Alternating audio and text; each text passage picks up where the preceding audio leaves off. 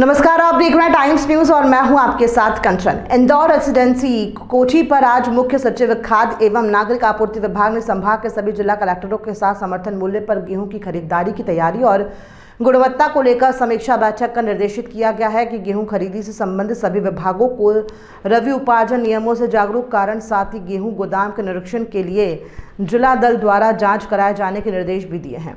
दरअसल आज मध्य प्रदेश के अतिरिक्त मुख्य सचिव स्मिता भारद्वाज खाद्य एवं नागरिक आपूर्ति विभाग ने आज इंदौर संभाग के सभी जिला कलेक्टरों के साथ समर्थन मूल्य पर गेहूं की खरीदारी की तैयारी और रबी उपार्जन नियमों को लेकर बैठक आयोजित की गई थी। मध्य प्रदेश सरकार के द्वारा गेहूं खरीदी पर किसानों को अतिरिक्त बोनस देने का निर्णय भी लिया गया है, जिसका भुगतान सीधे किसानों के खाते में किया जाएगा। उपार्जन नीति में बहुत सारे बदलाव किए हैं। गेहूं की सफाई के लिए सरकारी गोदाम में मशीन लगाएंगे। पुरानी समय से रखे हुए गोदाम में खराब हो रहे अनाज को लेकर जिला कलेक्टरों को समय सीमा दी गई है। गुणवत्ता सबसे महत्वपूर्ण है, भविष्य के लिए कोई समस्याएं ना हो। मध्य प्रदेश के किसान मेहनत करके अनाज उगा रहे हैं और उसको रखकर हम खराब करेंगे, उसको तो मैं एक क्राइम मानूंगी। अनाज खराब ना हो, इसलिए पहली बार सभी गोदाम का फिजिकल वेरिफिकेशन ठीक से करवाने के आदेश दिए हैं। निरीक्षण के दौरान वीडियो फोटोग्राफ होंगे, जिसको देखने के बाद ही उसे गोदाम में गेहूं का रखरखाव ठीक से किया जाएगा, जिससे आगे के लिए समस्याएं ना होंगी। गेहूं के उपार्जन के लिए ये एक साल में जो बैठक होती है सबसे महत्वपूर्ण होती है। मध्य प्रदेश में इस बार हमारा टारगेट बहुत है, 100 लाख मैट्रिक टन का उपार्जन करना है और भारत सरकार हमसे बहुत अपेक्षाएं रखती है इस बार। तो ये सारी व्यवस्थाएं सुचारू रूप से हैं कि नहीं, ये देखने के लिए हमने बैठक ली थी। पिछले 1.5 माह से लगातार सूचनाएं जारी की जा रही हैं, हमारी बैठकें हो रही थी, ऑनलाइन थी, लेकिन आज समक्ष में आके मिलके जो हमने प्रगति देखी है तो उससे मैं काफ़ी संतुष्ट हूँ, क्योंकि इंदौर संभाग ने अच्छा काम किया है। कई ऐसे मुद्दे हैं, छोटे छोटे हैं, जिनके कारण हमारा उपार्जन भी प्रभावित होता है, तो कुछ स्टॉक जो है वो खराब भी होता है, क्योंकि आपने भी देखा, आपके पास भी कई ऐसे वीडियोज आते हैं। मुझे लगता है महीने भर में 100-150 वीडियोज आप तक पहुंचते हैं। नहीं, मेरे पास तो देखिए, क्योंकि मैं बार बार लोगों से पूछती रहती हूँ तो लोगों को पता है कि इस पे कोई कार्रवाई होगी तो भेज भी देते हैं। ये 2020-21 का स्टॉक जब कोविड वाला था और उस समय पुरानी समस्या ये थी कि इन लोगों ने ठीक से क्वालिटी का ध्यान नहीं दिया। जैसा आया पत्थर कंकड़ मिट्टी है या मॉइस्चर का निर्धारण नहीं किया था। तो इस बार हमने जो उपार्जन नीति है उसमें बहुत चेंजेस किए हैं।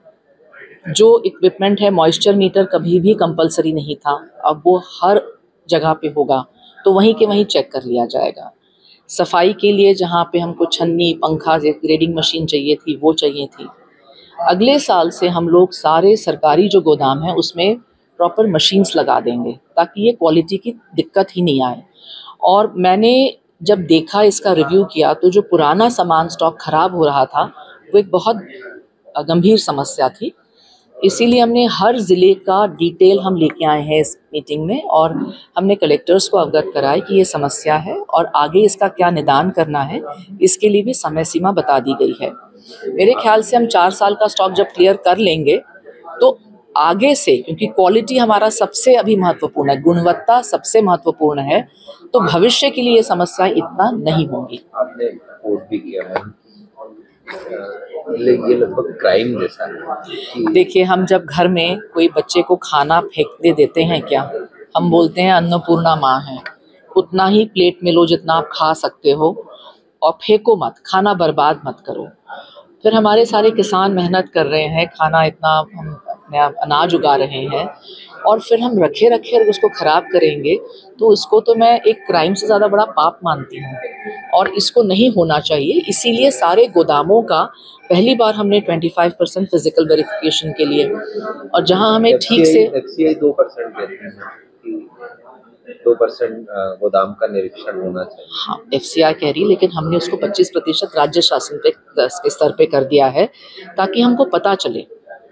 और अभी भी जहाँ संधारण होगा वहाँ के वीडियोस, फोटोग्राफ्स, साफ सफाई, वो सारे फोटोग्राफ्स, वीडियो हम देखेंगे और उसके बाद वहाँ पे गेहूं का रखरखाव ठीक से रखा जाएगा, तो आगे के लिए समस्या नहीं हो।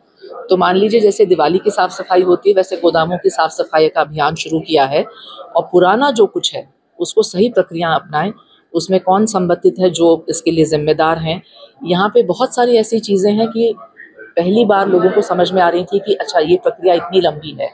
जैसे मैंने ये भी कहा था कि आपने कचरा साफ कर लिया, इकट्ठा कर लिया, आप उसको घर में रखेंगे तो नहीं, उसको निकालेंगे। अब वो प्रक्रिया के लिए भूल जाते हैं लोग आगे। मैम, गोदामों की जांच में कई जो जिलों को भेजा गया तो कुछ की रिपोर्ट निरंक आई, तो शायद आपने कुछ। मैंने ये कहा कि निरंक है तो क्यों है, और वो जो रिपोर्ट थी हमने ज़िले को नहीं बताई थी, हमने अपने पास सीधी मंगवाई थी ताकि कॉन्फिडेंशियल रहे। लेकिन हम जहां उससे संतुष्ट नहीं हैं उस टीम्स को हम वापस भेज रहे हैं। इससे दो चीज़ें होंगी, इन्होंने कलेक्टर्स को जानकारी नहीं दी, अपने आप आके चले गए, ये एक फीडबैक मिला। दूसरा, इनको लगा कि शायद ये कागजी खाना पूर्ति है तो आगे कोई देखेगा नहीं, लेकिन ये इस स्तर पे आके ये हम लोग टीम्स को ही सामने पूछ लेंगे कि आपने क्या किया था। तो इससे क्या होगा, जब नेक्स्ट टाइम होगा तो ये लोग बहुत क्लियर रहेंगे कि ठीक से करना है।